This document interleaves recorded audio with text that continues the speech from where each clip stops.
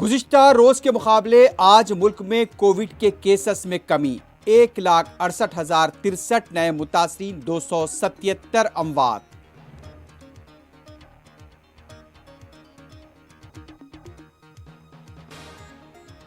ہندوستان آنے والے بین الاقوامی مسافرین کے لیے آج سے 7 دن کا ہوم کوارنٹین لازمی۔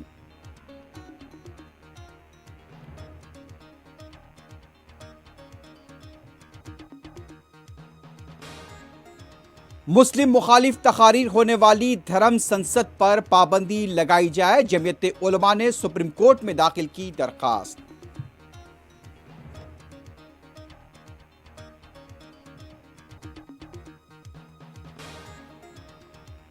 یوکرین کے مسئلے پر امریکہ اور روس کے درمیان جنیوا مذاکرات میں کوئی مثبت پیش رفت نہیں ہو پائی۔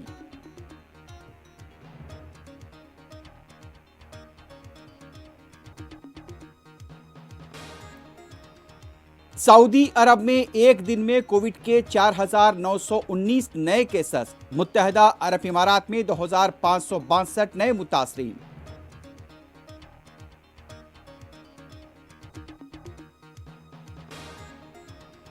طالبان اور مزاحمتی محاذ کے درمیان ایران میں ہوا پہلی بار باضابطہ رابطہ، افغانستان کے مستقبل پر تبادلہ خیال۔